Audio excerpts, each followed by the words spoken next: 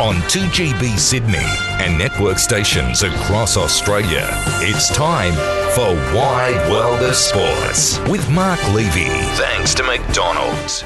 Yeah, hello everyone. Welcome to Wide World of Sports on this Thursday, the 8th of July. It's been a pretty full-on week with these COVID breaches at the St George Illawarra Dragons. And here we go again, folks. Just when you think these blokes couldn't get any more reckless and stupid with their behaviour, Jai Arrow breaks the bubble while in camp with the Queensland Origin team on the Gold Coast. Given what's happened this week to the likes of Paul Vaughan, you would think the message is starting to sink in with these dopes who have either been living under a rock or they think that they're above the law. What was he thinking? 9 News Chief Rugby League reporter Danny Weidler broke the story earlier this afternoon, and it's cost Arrow the chance of playing for Queensland on Wednesday night, and I think it's eroded the chance of the Maroons, giving them any chance to salvage some pride in Game 3. Now, Arrow's in strife for bringing a woman back to the team hotel, which has resulted in him being kicked out of the squad. The NRL has also stepped in and fined him $35,000 and rubbed him out for 2 matches, but in my view, he shouldn't play again this year. Now, there is more to this story, and I'm sure it will come out over the next couple of days. Jai Arrow has released a short statement through the QRL in the last hour, which says, quote, "I know I have let a lot of people down, including my teammates, coaching staff and fans right across the rugby league community. For this, I am truly sorry. I have fully cooperated with the NRL Integrity Unit, and I understand the scrutiny and criticism coming my way." Now, it's all well and good for the NRL boss Andrew Abdo to put out a statement of his own saying, quote, "There are no excuses for breaching the protocols. They are our licence to continue playing. Players have to comply or we will all face the consequences." Mr Abdo goes on to say, "I want to be very clear. Any material, deliberate, repeat offence by a player will result in us removing that player from the approved bubble roster." Now, Mr Abdo, if it's your licence to keep playing, why are you tolerating these imbeciles? Enough is enough. You're the CEO of a sport that's been given special exemptions when I guarantee I've got people listening to you right now who can't work. They've lost their jobs, business owners have laid off staff, and their businesses themselves are ruined because of the lockdown. Do you really think those same people are going to accept a $35,000 fine and a 2-match, yes, a 2-match suspension as some sort of tough penalty from the NRL? Of course not. If these players haven't learnt from the breaches involving Nathan Cleary, the Bulldogs, Josh Dugan, and the Dragons players who threw that party in Shellharbour on Saturday night, what is it going to take to get it through their thick heads? Explain to me why they should be allowed to play another game this season. I've just reached the end of my tether with these footballers, and I think it's got to a point where they just need to be shown the door. There are no more excuses. None.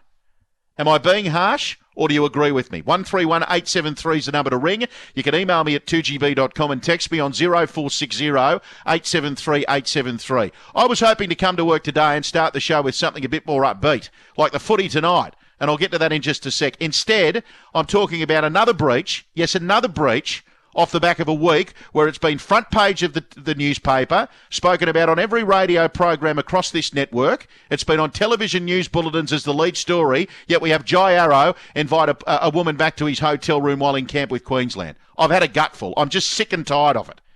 You can have your say, 131873, the number to call. Now, like I say, the blood pressure's been has been through the roof this week because these players who think they're above the law, and I am glad there is some footy on tonight to calm me down as the Manly Sea Eagles host the Canberra Raiders. Andrew Johns will join me shortly to talk some rugby league, and the 8th Immortal is declaring the Sea Eagles absolute certainties, even without Tom Trbojevic and Daly Cherry Evans, who are busy preparing for Origin 3. Joey thinks they're the dark horse of the competition at the moment, given they've scored 50 points or more in their last 3 games, and they're also so well coached by Des Hasler, who has their attack firing at the moment. It's just lethal. So that's a huge wrap from Andrew John. So I want to start the show by asking if you agree as well. I'll put my hand up and admit I was putting the boot into the Manly Sea Eagles when they didn't look like winning a game of footy without Tommy Turbo, but since he's been back in the team, they've become a premiership threat again. So could they challenge the likes of Melbourne and Penrith for the premiership? I'm sure we've got plenty of Manly fans listening tonight. Here's your chance to talk up your team on 131873. Email me at 2gb.com and text me 0460 873 873. Now, rugby league's a team sport, and there's an old saying, there's no I in team, but geez, when it comes to Tom Trbojevic privilege. I think Turbo's proven that to be wrong, has he not? If you're like me and thought the Sea Eagles couldn't make the finals, have you changed your tune, or do you still have your doubts? Jump on the line and have your say tonight. You might also like to have a chat about the story in today's Telegraph by Paul Crawley, because it's an issue in the game that needs to be addressed. Have a think about this and answer these simple questions. What game of footy would you rather watch? A match dominated by go-slow wrestling tactics, or players like Tommy Turbo and Kalen Ponga being allowed to do their thing? Would you pay to go to a game that encourages the likes of Reece Walsh and Sam Walker to shine, playing with an instinctive, off-the-cuff creativity that is starting to resemble what we saw in the 80s and 90s? Or would you rather see players piling over the top of each other to slow down the play of the ball so they can reset the defensive line and give the attacking team little option but to go back at them with some boring block plays? I think they're great questions from Paul Crawley, and he's raising them off the back of a chat with ARL Commissioner Wayne Pearce, who's weighed into the debate about the increasing number of blowout scorelines. The Balmain great is the head of the NRL's innovation team that signed off on the 6 again rule change last year. But in the space of 12 months, we've gone from cheering the concept that all but eliminated go-slow tactics overnight to criticising and blaming it almost solely for these lopsided contests. Last weekend, for example, we had a phenomenal 290 points scored by the winning teams and only 76 by the losers. Overall, the number of games decided by more than 25 points has skyrocketed from 15.6% in 2019 to 33.8% this season. Now, it's creating this theory that the 6 again rule has made the game a worse spectacle than it was before the COVID shutdown. Pearce has told the Telegraph that the slowing down of the ruck with the wrestle basically became the epicentre of coach and player focus for a decade or more, and the tradition of rugby league was built on the principles of courage, fatigue, skill and speed, which was squeezed out of the game. So is it the rules, or do you agree with someone like Wayne Bennett, who pointed to the management of these struggling clubs and the way they recruit players? Again, I think it's a great article by Paul Crawley, and if you've got a view on it, my number 131873, you can text me 0460 873 873.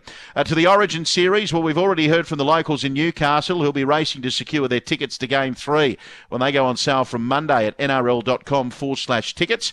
I don't think we realise how big this is for the town and the Hunter region. One man who will have a huge say on the result is Kalen Ponga. He ends up playing a home game on Wednesday night, and we've been talking about the strike power of a player like Tom Trbojevic. Well, Ponga, he's just as lethal when he's got the ball in his hands. I think that's where Queensland's really struggled in the first two games. Yeah, the Maroons' defence has leaked 76 points, but they just haven't looked like scoring either. I'll be tipping the Blues to make it a clean sweep, but I just don't think they'll do it as comfortably as the games they've played in Townsville and in Brisbane. And just before we have a look at some of the other sporting codes, I was interested in the comments from Mitch Moses yesterday, who agrees he's a polarising player in rugby league. It got me thinking about some of the other players who have rubbed fans the wrong way over the years, and I automatically thought of blokes like Michael Ennis, who's such a nice bloke off the field. Josh Reynolds is the same. So let's put together a list of, over the next hour, who are some of the polarising players you've loved to hate over the years. You can text me on 0460 873 873. Elsewhere in sport, talk about a lucky escape for the Wallabies, who waited until the very end in the first test to sneak home and beat France 23-21 at Suncorp Stadium. We'll review what happened there tonight. Ash Barty, she's back on court tonight at Wimbledon, where she's up against the 2018 champion Angelique Kerber for a place in the final. The world number one semi in every match of the Wimbledon finals are available to stream live and ad-free on Stan Sport with select games on 9Gem.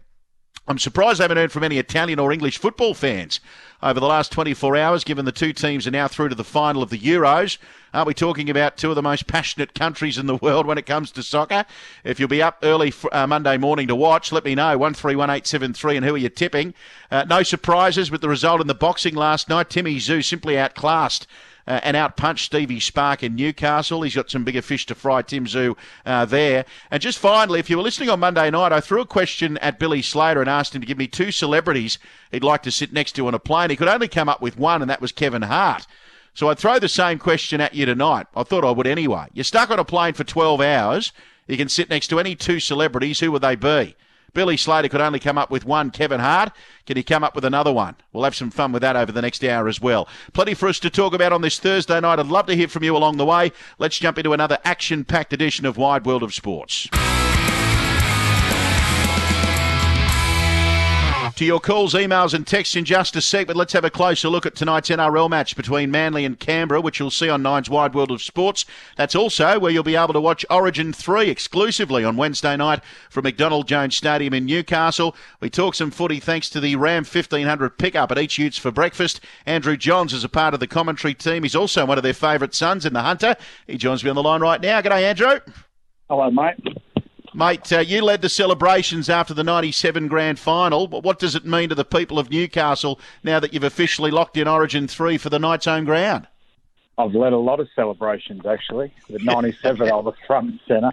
Look, it's such great news. We all know the people of Newcastle and the Hunter love their footy, and what a way to reward them for putting an Origin up there. It's so good for the area. I know everyone's pumped. Is it possible to better the celebrations from 97 in a COVID-safe way, Joey? Not anymore. Those days are gone, thank God. Those days are gone. Well, what about the Blues? They're eyeing a clean sweep. They'll have to do it without Cleary and Luai. Have they made the right decision handing Whiten and Moses the 6 and 7? Yeah, I think so. Look, I thought maybe they might have gone with the two from the Rabbitohs and keeping combinations, but I think Brad Sittler's looked to the future, and I think Mitchell Moses will be thereabouts. Look, we all know Nathan, that number 7 will probably be Nathan's for the next 10 years. But if anything happens to Nathan, he's probably the next one in. So he's looking to the future, and I think they'll go well together. And more drama today for the Queenslanders. They had this week David Fafita ruled out by the judiciary, found guilty of a dangerous contact charge. And then this drama today with Jai Arrow, who I can't believe another player breaching the bubble. So he's been rubbed out as well, Joey. Someone told me just as I got out of the car here at 9. You know what? I just can't believe it. Like, honestly, sit down and think. Doesn't matter what you do these days. Everyone's got phones. There's cameras everywhere. Someone's going to catch you. My gosh, you shake your head. You certainly do. What about tonight, mate? Manly and Canberra. You've declared the Sea Eagles certainties in your column in the Herald today, and they're the dark horse of the competition. Yeah, I think they got everyone on deck. And obviously we talk about Turbo, he's out of this world, he's on another planet. But I think there's some young players really standing up. Jason Saab on the wing, what a player he looks to be. He's a rep player of the future, and you might help me pronounce Ola Kawatu, young back rower. My gosh, what a player he is. He's just improved out of sight. So Canberra at the moment, we all know they're struggling. No Josh Papali, no Jack Whiten, no Elliot Whitehead. So I think Manly win this one and win well, and I think they're a dark horse for the title. They can attack. Jeez, they've got points in them. Yep, I'm glad we got some footy to watch away from all this other drama. Good on you, Joey. Enjoy Origin next Wednesday night as well, mate. We'll talk soon. See you, mate. Thanks, buddy. Andrew Johns, the 8th Immortal, part of the commentary team on Nine's Wide World of Sports. Let's get to some of your calls, texts and emails on this. 131873, the number. I wanted to do more positive things tonight, but we've got to address the Jai Arrow situation. Danny's first up at Punch Bowl. G'day, Danny. G'day. How you going, Mark? Good, mate. Good. That's good. Look, I tend to disagree with the some of the things you're saying in terms of punishment and pretty much shaming or getting someone out of the game. I'm not going to sit there and defend anything they do wrong.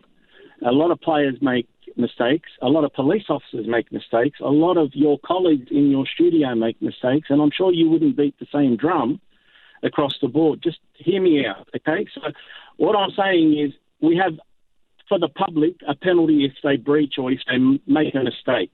And a lot of people make honest mistakes and oversight, or they just slip up or whatever. There's various reasons. What the press always, or the media always report, isn't always the full story. There's always something more. No, Danny, I'm going to stop you there. I'm going to stop you there because that's where you're wrong, and you were going well up until that point. What is wrong about reporting this issue now? Jai Arrow has admitted to taking a woman back to his hotel room. Now, this bloke is obviously a complete moron, or he's been living under a rock, Danny. I mean, on the front page of every newspaper, on the lead story in every news bulletin, and if you listen to every radio station across the country, we've been talking about the Dragons. Before that, we've been talking about the Bulldogs. Before that, we were talking about Josh Dugan. And last year, we were talking about Nathan Cleary, Danny. How is it that rugby league players are in a very fortunate position, in a better position than a lot of people listening to us tonight here on the radio are in, how they can't get it through their thick heads that they've got to do the right thing? I agree, mate. I agree that everybody makes mistakes. But it is quite clear that rugby league players are under enormous scrutiny at the moment. And I'm sorry, Now that if you make a mistake now, there's no excuses because you've been told very clearly, given what's happened to these Dragons, what's happened to Dugan, what happened to Nathan Cleary last year. There's no excuses, Danny.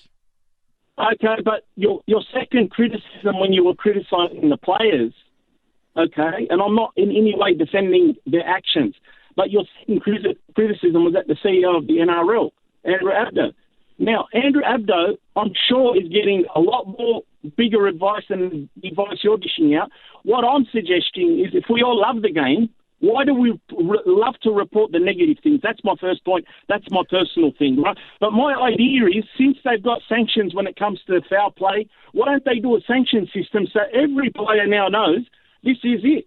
This is your sanction system during the time when you're in the bubble. They should know, Danny. That's the point. They should know. They should have learnt their lesson last year when Nathan Cleary played up. As for my criticism of Andrew Abdo knows better than anybody else. He's the one that has to answer to the bureaucrats and the government officials on Macquarie Street in New South Wales and federally in Canberra. He's the one who's had to fight to keep the game going. Now, Danny, as much as I respect your opinion, you need to understand that we can't keep putting rugby league players on a pedestal when they're the ones jeopardising the future of this game. There are a lot of people, and I've had to answer to them in my role as a broadcaster here on this radio station. I get text messages, I get emails, I get calls from people who say, Mark, how is it that rugby league players are still employed and still have a job when I can't open my hair salon to cut hair, when I can't go to my business and open it up and earn a wage? What am I supposed to say to them, Danny? Oh, well, they're rugby league players. We've got to cut them some slack.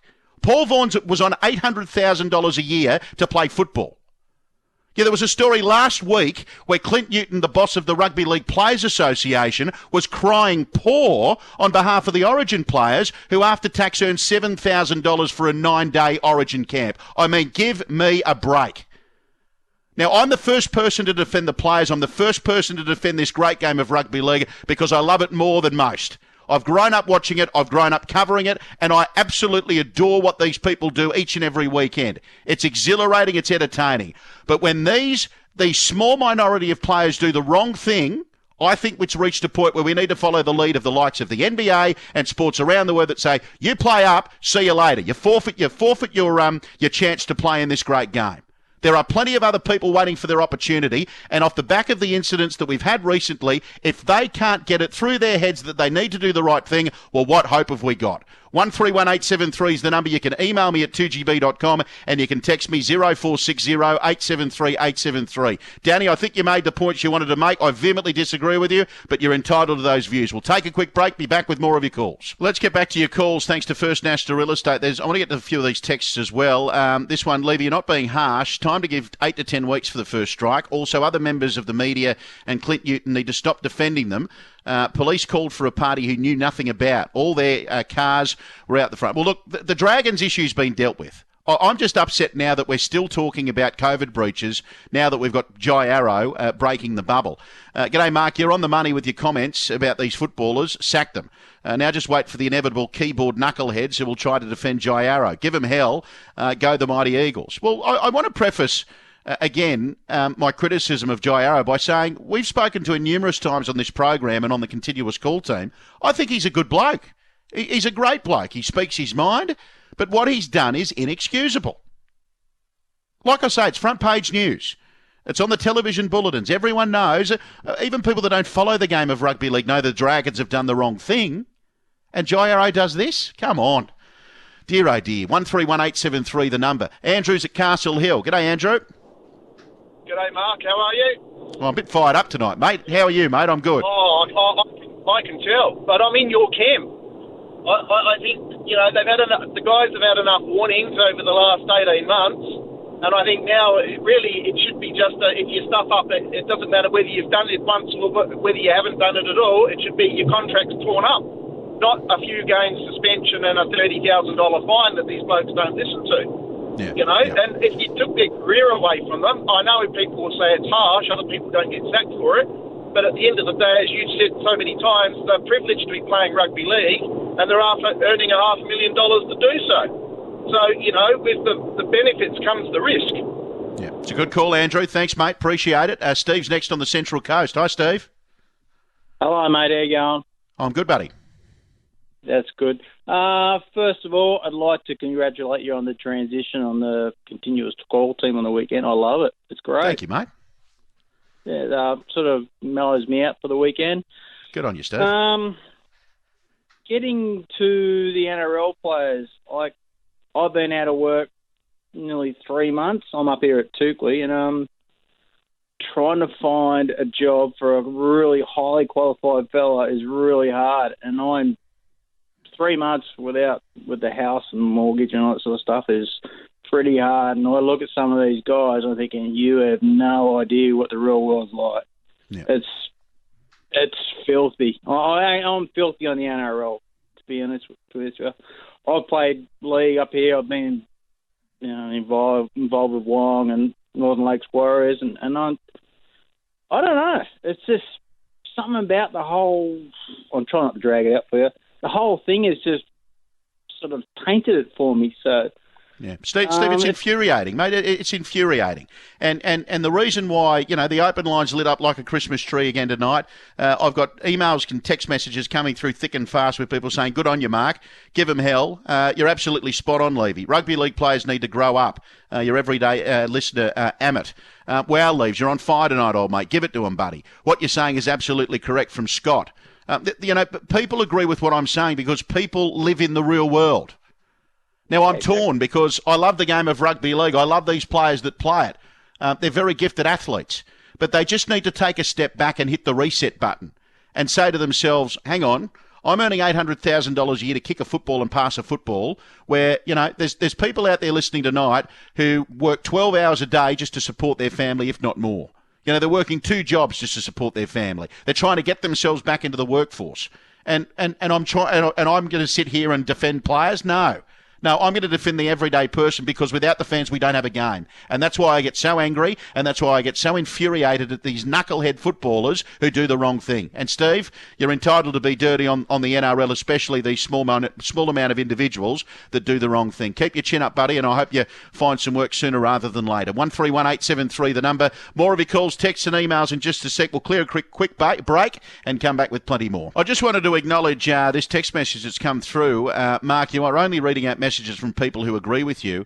This is why you keep saying everyone agrees with me. I guarantee you there are messages in there that disagree with you. Well, to the unnamed text that came through, if you were listening to the first caller that I took on the program, that person, Danny, disagreed with everything I said. So I think it's a bit rich for you to suggest that I'm only reading out the ones that agree with me. What I have done throughout my broadcasting career on this radio station, I read out the negative and I read out the positive. So to suggest I'm only reading out the ones that fit apparently my agenda, it couldn't be further from the truth. Let's check some news headlines.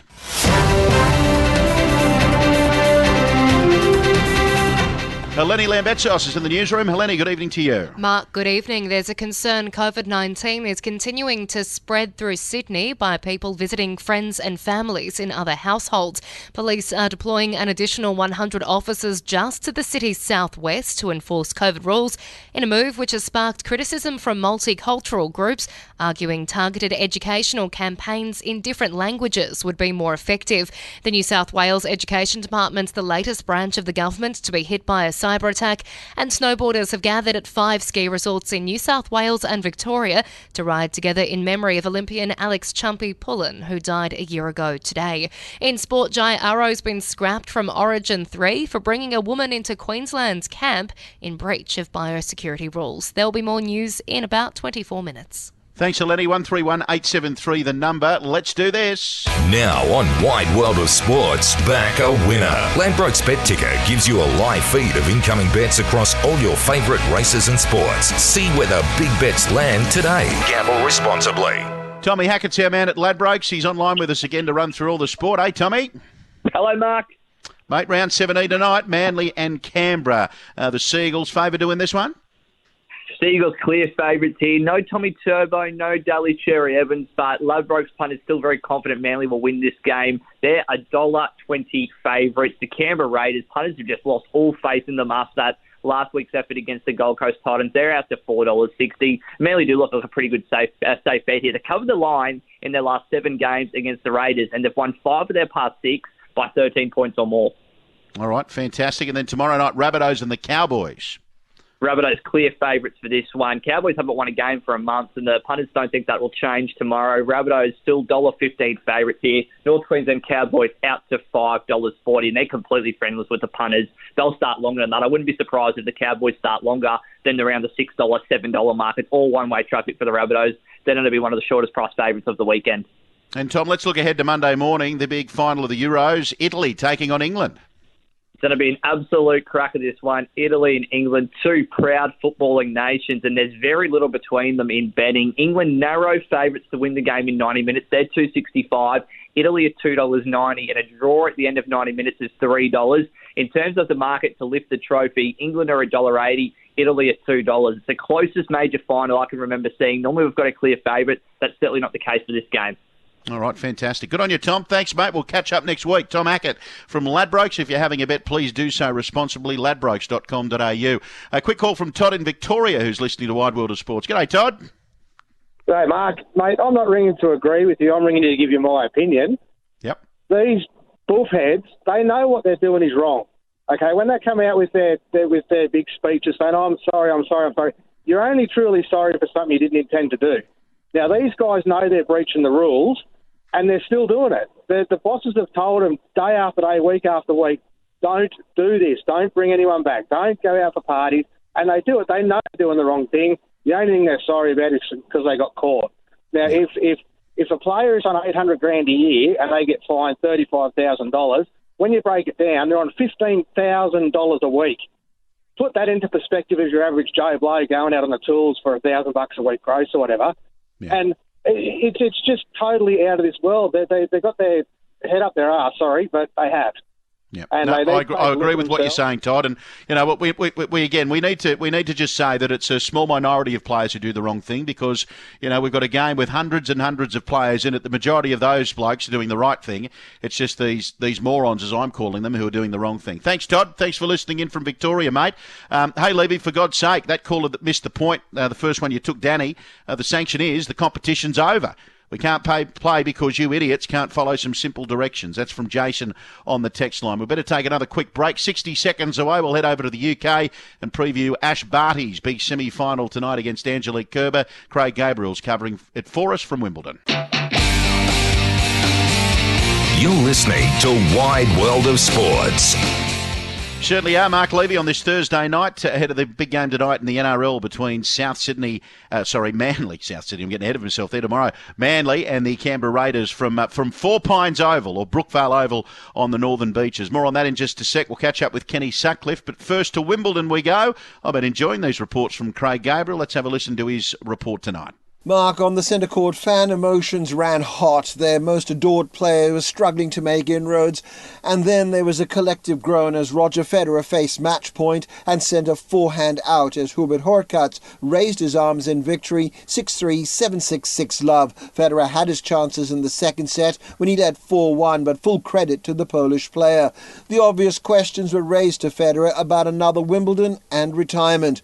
In exactly a month he will be 40, but he said he's not considering retirement and he'd love to be at another Wimbledon. The loss obviously hits him hard, so I asked him, after all he's been through the last 18 months, will this loss linger for a while? Good question. I don't know. I felt very disappointed in the moment itself, as I still am. At the same time, there's always a weight that falls off your shoulders, you know, when a tournament is over, like a huge goal is made or missed. It doesn't matter, actually, for that matter. You just feel like the weight is gone and you're exhausted, you know. I feel like horribly exhausted. I could go for a nap right now. That's how I feel. Novak Djokovic won easily and will take on Denis Shapovalov, and Hurkacz will play Matteo Berrettini. And now to the women's semis, and our own Ash Barty will be front and centre when she faces Angie Kerber. Both say the past is irrelevant. They've played 4 times. The head-to-head is 2-2, but this is their first grass meeting, and Ash is excited about the challenge. To be facing each other in a Grand Slam semi-final at a tournament that she's won before is an incredible opportunity, and I'm really, really excited. In the other semi, Mark, we'll see Aryna Sabalenka playing Karolina Pliskova. Great report. Thanks, Craig. Craig Gabriel covering Wimbledon for us. He's courtside over there at the All England Tennis Club. I mentioned off the top of the show, Billy Slater during the week. I said, Billy, in our 60 Seconds with Slater segment, 2 people, celebrities you'd want to sit next to on a 12-hour flight, and he came up with Kevin Hart. Few that have come through. Levy, showing my age, but the celebrities I'd like to sit next to would be Graham Kennedy, the late Graham Kennedy, and Goldie Hawn. Another 2 here, Daryl Braithwaite and John Farnham. Well, that way the flight had turned into a bit of a karaoke party. Good on you guys. Thanks so much for the text messages. And Jerry says, Levy, I'm probably about twice your age, a little more forgiving. I'm impressed with how articulate you are in prosecuting your argument. Good on you. Thanks, Jerry. Appreciate it. Well, I'm paid to sit here and give an opinion. Sometimes I get accused of being a little too hard in my opinions, but I've just reached the end of my tether with people who think that they can break these biosecurity rules and jeopardise the future of the sport I love, and that is rugby league. We'll take a quick break, come back and find out what Kenny Sutcliffe thinks. Mr. Wide World of Sports next on this Thursday night. We'll get to the great Kenny Sutcliffe in just a sec. He's warming up. He's doing his tongue twisters, red leather, yellow leather, to get ready for his big performance here on Wide World of Sports. Not that he needs any warming up. Here's the quiz questions. If you know who it is, 131873 as always. We'll give away that footy tonight, the signed footy. I was born in Wollongong and have become a household name in rugby league. I've rubbed a few people the wrong way to get what I want. You won't see me in footy boots, but I'm always at the big games. I've never scaled Mount Everest, but I came up with a race named after it, and my favourite sport is rugby league. Who am I? 131873 is the number to ring, 131873. Now, looking for a ute or large luxury SUV? Check out Australia's most luxurious full-size pickup truck, the all-new Ram 1500 Limited. That's V8 Hemi power, up to 4.5-tonne max brake towing, air suspension, a massive 12-inch touchscreen, and a premium 900-watt Harman Kardon sound system that's possibly more powerful than anything you'll find in a luxury car. The Ram 1500 Limited pickup won 2020cars.com's luxury car of the year. Not pickup, not ute, but car. When it comes to total comfort and zero compromise, the Ram 1500 Limited eats more than just utes. To learn more, visit ramtrucks.com.au. And now on Wide World of Sports, it's Ken Sutcliffe. Kenny's Corner. Ken, the bloody male model from Mudgee. Ken has a tremendous pull with the female audience. Oh, you must be joking. Yes, and we do it tonight for the 3-litre turbo diesel Isuzu D-Max. No matter what the adventure, the Isuzu D-Max is born to live. Red leather, yellow leather. Look, now I've stuffed it up. Kenny Sutcliffe, good evening to you. I don't care. I want one, okay? I want one. Red leather, yellow leather. Oh, typical. Typical of me. Can you talk to the people of Isuzu? I need one in Mudgee. Oh, dear, oh, dear. I need to have a laugh at the end of what's been a bit of a fiery week, Kenny. What are we going to do about these players doing the wrong thing, mate? I don't know. It's a game that keeps on giving. It's a cliche. But, look, I want to be positive about it because there's more good people than bad. Yeah. And there's more good people making good decisions than there are people making bad decisions. Paul Vaughan, in many ways, has just crucified his career. And for that, I'm sorry for him. But honestly, at the end of the day, you shake your heads and just say, you know what the right thing to do is and you know what the wrong thing to do is. No matter what inconvenience it is, at the end of the day, you just bite your tongue and you do as you're told. Yeah. Exactly right, Kenny. It's a lot bigger than footy at the moment. I mean, we're talking about not only an Australian health crisis, we're talking about a global health crisis. Anyway, that's the negative out of the way. Let's look ahead to Origin 3. You've covered some great events, Wimbledon's and been around the world for Olympic Games. Mate, what about the atmosphere on Wednesday when Newcastle hosts Origin 3? This will be out of this world. I think it's a terrific decision. I think it was a terrific decision to take the first game to, I know it was an accidental piece of genius that they took it to Townsville, but I thought that was terrific for the game. Okay, there wasn't 100,000 people or 80,000 people there, but they will ride into it. And in Newcastle, it will go off, not just at the stadium on the day, but through the days leading up to it. And it will be a terrific thing for the whole area and for rugby league. So I got no problems with it. I think it'll be outstanding. I just hope that Queensland come to the table with something a little bit better than they've been able to produce in the first two, and that's not taking anything away from New South Wales, who I think are, they're once-in-a-generation type of team right now. But I think Newcastle, from my point, it's thumbs up. I think it's going to be terrific. Certainly will be, and let's hope Ash Barty can get through to the final at Wimbledon. She's up against the 2018 champ Angelique Kerber tonight. You talk about, athletes who lead by example. Ash Barty, she's just a breath of fresh air, isn't she? She says all the right things, but she carries herself with a great deal of class, and she's been to hell and back about where her career might end up, early in the piece when she was looking at cricket and not in love with the game and all that sort of stuff. But she brings grace and style to the game, and she says all the right things. I just like the way she goes about business. Kerber's terrific opposition for her. She's a little bit nervous. She can be on or off on the day. But I think that Ash is well positioned with a beautiful sliced backhand to make herself into the final. Yeah. What did you think of the Wallabies last night, Kenny? I was expecting a bit more from them, given they had more experience than the French, but, gee, they turned over possession. They just kicked the ball to the opposition. They got there in the end. They left it late, but, gee, they'd want to improve by the time they go around on Tuesday. Can I just say, catch the bloody ball and keep it. I sit there and I think this was a golden opportunity to put on a showpiece. And I know the French team wasn't their number one team, but it was hard to watch. There you go. It was hard to watch because you just got so frustrated with the way that the whole thing was panning out. So they got away with it. Honestly, they got away with it. And I hope the next game is a much better spectacle than one last night. I thought it was, by and large, pretty disappointing, actually. All right. Well, you're a much-loved figure, right? Not only here in Australia, but in Italy and England as well. I'm going to get you to rub one of them the wrong way here, though, Italy or England, by asking you to tip the winner of the Euro final, which will get underway at 5 a.m. on Monday morning. Kenny, who's your exclusive tip? Well, obviously, I have been in England during Wimbledon when the World Cups have been on and Euros been on, and it's a fantastic atmosphere.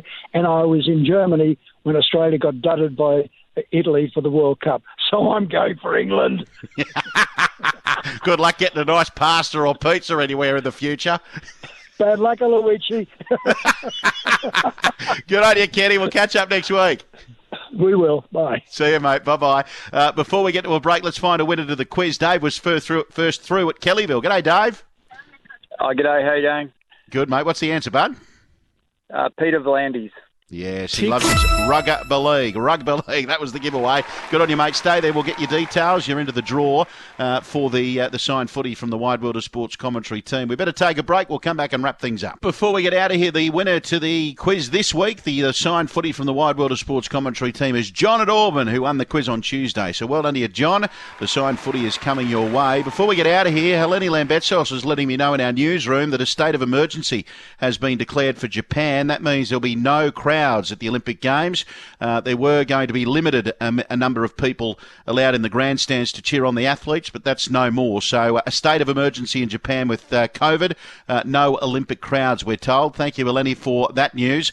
Tom's been in touch. Mark, just read on the Telegraph website that Jai Arrow, quote, admitted he was aware of the biosecurity rules. I'd like to see someone ask him straight up, then why did you do it? I think that's a legitimate question. Thanks, Tom. Appreciate it. A stack more coming through, and thank you for weighing in on some of the poor decisions that have been made by rugby league players this week. I Love at 6 o'clock coming on air and talking about what we love, and that is sport. It's just unfortunate we have to deal with these people who think that they are above the law and the rules don't apply to them. Let's hope we get through a weekend without any controversy. We'll have a laugh on the continuous call team, and we'll be back on air Saturday afternoon. Thanks very much for your company. I'll talk to you then. Bye-bye.